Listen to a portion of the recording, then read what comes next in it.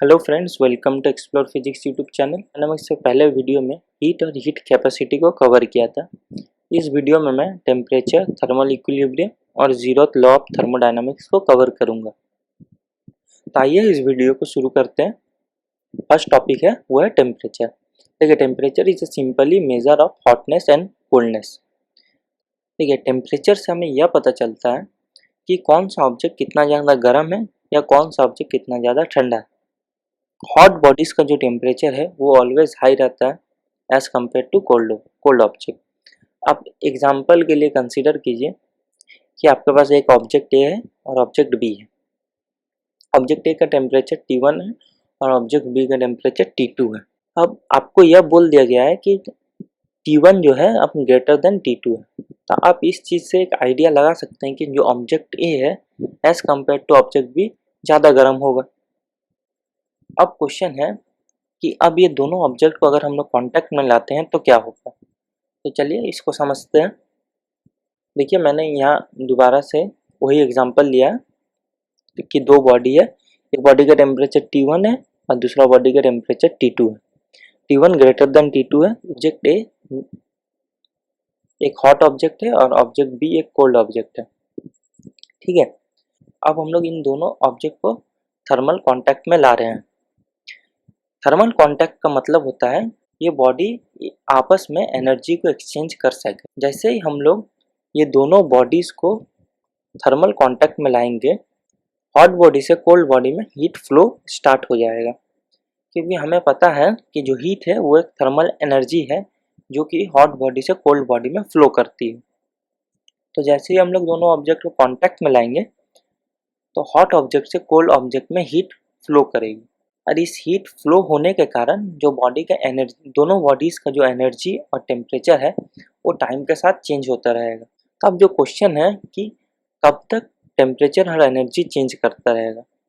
अब हम लोग कुछ देर वेट करते हैं, फिर हम लोग देखेंगे कि एक ऐसा टाइम आएगा जब इन दोनों ऑब्जेक्ट का जो एनर्जी है और वो टेम्परेचर है वो टाइम के साथ चेंज नहीं कर रहा है।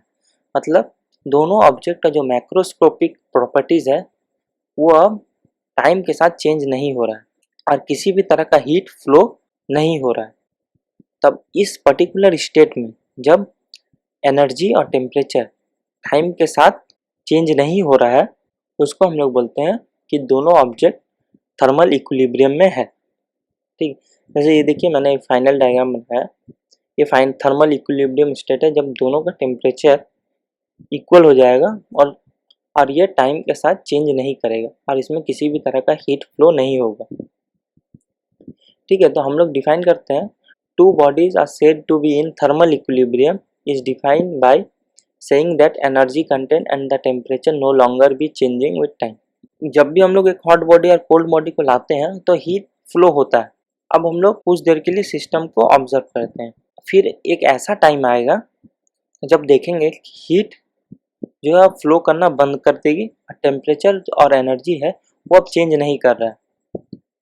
मतलब दोनों का जो टेम्परेचर है वो फिक्स है। तो ये पर्टिकुलर स्टेट को हम लोग बोलते हैं थर्मल इक्विलिब्रियम। मतलब ये दोनों अब किसी भी तरह का कोई हीट एनर्जी एक्सचेंज नहीं कर और ये दोनों का जो टेम्परेचर है वो इक्वल है।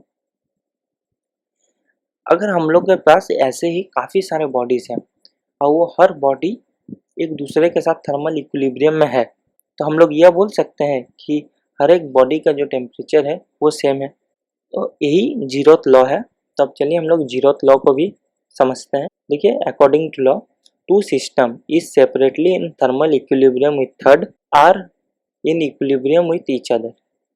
देखिए, हमारे पास ये तीन बॉडी है, ये तीन आपस में थर्मल कॉन्टैक्ट में है। मीन्स ये तीनों एक दूसरे के साथ एनर्जी एक्सचेंज कर सकते हैं। अब हम लोग एक ऐसा स्टेट रीच करेंगे जब इन तीनों ऑब्जेक्ट के बीच में किसी भी तरह का कोई भी एनर्जी एक्सचेंज नहीं हो रहा और इन तीनों बॉडीज़ का जो टेम्परेचर है वो टाइम के साथ चेंज नहीं कर रहा। तब हम लोग क्या बोलेंगे, जो ऑब्जेक्ट ए है वो ऑब्जेक्ट बी के साथ थर्मल इक्विलिब्रियम में आ चुका है और जो ऑब्जेक्ट सी है वो ऑब्जेक्ट ए के साथ थर्मल इक्विलिब्रियम में आ चुका है। इसका मतलब है जो ऑब्जेक्ट सी है और ऑब्जेक्ट बी है एक दूसरे के साथ थर्मल इक्विलिब्रियम में है। यही है जीरोथ लॉ। मैं इसको फिर से बोल रहा हूँ सपोज कीजिए कि आपके पास 3 ऑब्जेक्ट है, object A, object B, object C. ये तीनों को अब हम लोग थर्मली कांटेक्ट में ला रहे हैं।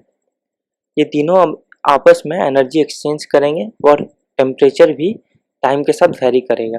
एक ऐसा स्टेट आएगा जिसमें अब एनर्जी और टेम्परेचर दोनों ही चेंज नहीं होंगे।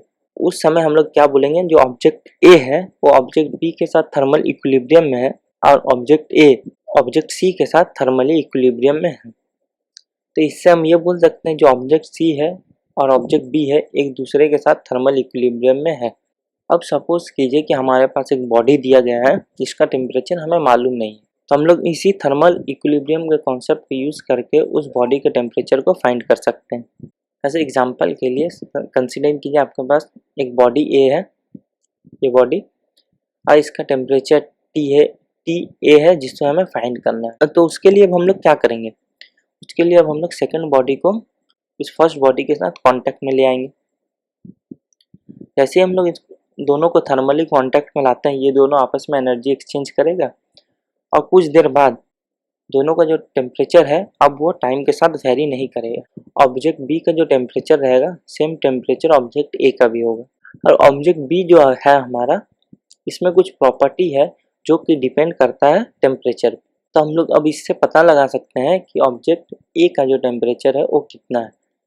तो ये जो ऑब्जेक्ट बी है हमारा, जिससे हम लोग किसी ऑब्जेक्ट का टेम्परेचर को फाइंड कर रहे हैं, हम लोग इस ऑब्जेक्ट बी को बोल रहे हैं थर्मोमीटर्स। देखिए थर्मोमीटर्स प्रॉपरली वर्क करे उसके लिए कुछ कंडीशन है, आइए उन कंडीशन को जानते हैं। देखिए अगर हम लोग को किसी भी अननोन किसी भी ऑब्जेक्ट का जो टेम्परेचर है जो हमें मालूम नहीं है उससे पता लगाना है, तो हम लोग थर्मल इक्विलिब्रियम के कॉन्सेप्ट को यूज़ करते हैं। उसके लिए हम लोग किसी बॉडी को उस बॉडी के साथ कॉन्टैक्ट में लाते हैं, जिसके कारण वो दोनों ऑब्जेक्ट थर्मली इक्विलिब्रियम स्टेट में आ जाएंगे, जिससे हमें टेम्परेचर का पता लगे। तो इसके लिए जो हमारा थर्मोमीटर्स है, इसके लिए एक कंडीशन है, जो थर्मोमीटर का जो हीट कैपेसिटी है वो always less than heat capacity of the object. ऐसा क्यों?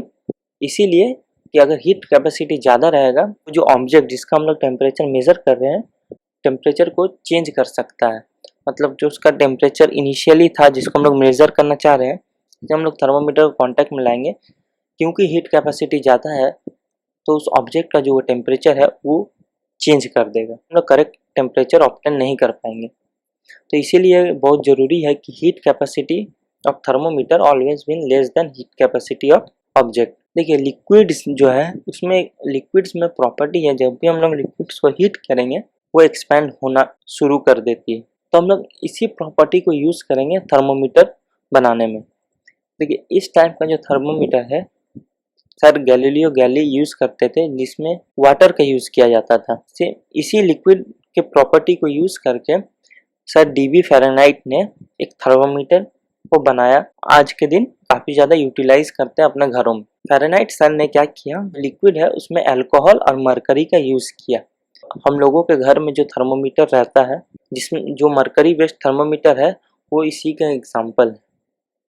मैंने इस वीडियो में सिर्फ एक टाइप के थर्मोमीटर को डिस्कस किया है, और काफ़ी सारे टाइप्स के थर्मोमीटर होते हैं जिससे हम लोग, और काफ़ी टाइप से हम लोग एक्सपेरिमेंट करके किसी भी ऑब्जेक्ट के टेम्परेचर को फाइंड कर सकते हैं। आप इसके लिए बुक को रीड कीजिए और थर्मोमीटर के बारे में और भी अच्छी तरह से जानिए। Thank you.